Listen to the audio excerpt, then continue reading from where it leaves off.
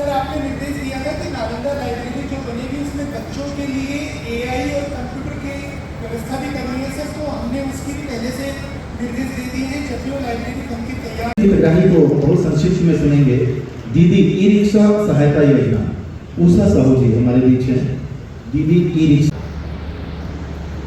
बोरी से नाम बोरी तो गाँव है, वहाँ से नाम लगा था, रोज का कमाई हो जाती है। मैं बैठ के जाऊँ 300 रुपया 400 रुपया 50 रुपया कदे होते कमाई 500 का तोड़े मांगो नहीं भाई का पता ना अच्छे से कब पैसा लेते श्रम विभाग के अंतर्गत एवं कार्यालय मंडल के अंतर्गत मुझे 1.5 लाख रुपए प्राप्त हुए हैं और मैं कुछ बैंक से लोन ली हूँ जिससे मैं अपने परिवार का पालन पोषण करती हूँ और मैं अपने घर के आर्थिक स्थिति ठीक हो गई है जिससे मैं खड़े हो कहाँ तक पढ़े? 10वीं। अभी और पढ़ाई जारी रखना है, 11वीं भी पढ़ना है 12वीं भी पढ़ना है। परीक्षा भी चलाओ, प्राइवेट परीक्षा भी दे रहे हैं, प्राइवेट के केस डर तो नहीं लगे डर लगता तो ना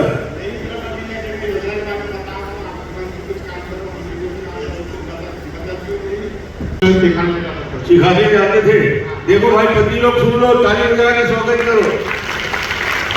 जितने पति हैं देख लो, पत्नी का समर्थन।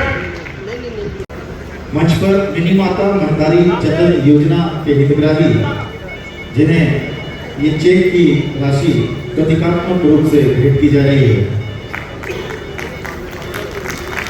अगले क्रम पे मुख्यमंत्री अगले क्रम पे तैयार रहेंगे अगले क्रम पे मुख्यमंत्री निर्माण श्रमिक मृत्यु एवं दिव्यांग सहायता योजना अंतर्गत पुष्पा सिन्हा और रेखा ठाकुर। पुष्पा सिन्हा और रेखा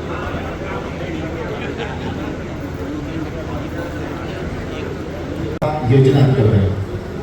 हितग्राही हमारे बीच देवकी बाई और रूप ऑफिसर सुनील मिश्रा।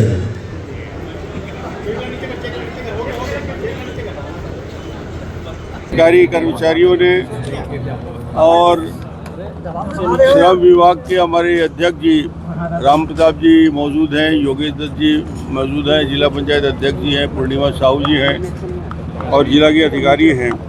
ये राजनांदगांव के हितग्राहियों के लिए अलग अलग योजना में जो लाभ मिल रहा है करीब 1,80,000 और 1,18,000 दो अलग अलग जो हमारी योजनाएं हैं, दोनों का लाभ इनको मिल रहा है संगठित क्षेत्र और असंगठित क्षेत्र के। इसमें विभिन्न योजनाओं में आज जो हुआ है वो मिनी माता महतारी जतन योजना जो बच्ची लेके आई थी, बिटिया दिख रही थी, मुख्यमंत्री श्रमिक मृत्यु और दिव्यांग सहायता, यदि दिव्यांग होता है तो और मृत्यु हो जाती है तो अलग अलग राशि उनको मिलता है और यदि श्रम करते हुए मजदूरी करते हुए मौत यदि हो जाती है तो 5 लाख तक की राशि मिलती है।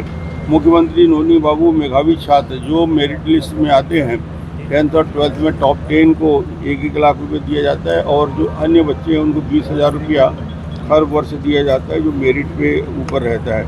मुख्यमंत्री निर्माण मजदूर कौशल विकास परिवार सशक्तिकरण योजना, उसके साथ ही श्रमिक सियान सहायता योजना वृद्धावस्था में जो उनको मिलता है, असंगठित कर्मकार महिला जतन योजना, असंगठित कर्मकार मृत्यु दिव्यांग योजना और ई रिक्शा योजना। आज सिर्फ राजनांदगांव की ही 6 करोड़ रुपये का अलग अलग योजनाओं में डायरेक्ट बेनिफिट ट्रांसफ़र डीबीटी जो प्रधानमंत्री जी की जो महत्वपूर्ण योजना है कि पैसे का लीकेज रुकेगा कैसे। आज हमारे सैकड़ों करोड़ की योजना श्रम विभाग का, कभी साइकिल खरीदते थे, कभी ई रिक्शा खरीदते थे, कुछ करते थे और पेपरबाजी होती रहती थी। उसका उपाय यही निकाला कि सीधा पैसा हितग्राही के खाते में डायरेक्ट डाल दिया, डायरेक्ट बेनिफिट ट्रांसफ़र कर दिया जाए तो झंझट ही खत्म हो जाएगा। आज सैकड़ों करोड़ की योजना का डीबीटी हो रहा है। 45 लाख करोड़ रुपया प्रधानमंत्री जी के इस योजना को लागू करने के बाद सीधा खाते में जा रहा है और करीब करीब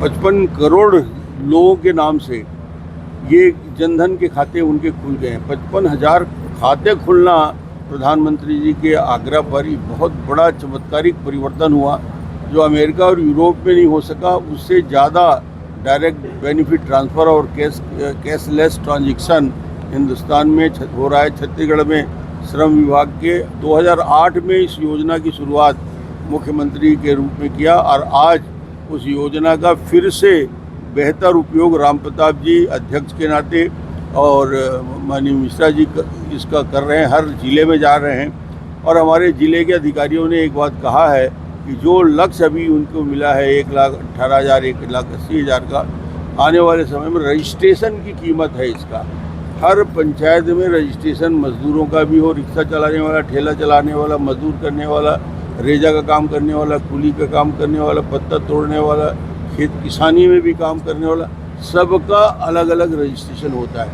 जिला पंचायत अध्यक्ष जी ने कहा है कि हर पंचायत में हम जाकर श्रम विभाग के माध्यम से कार्यक्रम में जाते हैं तो रजिस्ट्रेशन भी कराएंगे। जितने ज़्यादा लोगों के हम रजिस्ट्रेशन कराएंगे उतना ही ज़्यादा लाभ हमारे क्षेत्र को मिलेगा और श्रम विभाग के पास पैसे की कमी नहीं है, सबके लिए योजना का बेहतर क्रियान्वयन करने में सफल होंगे।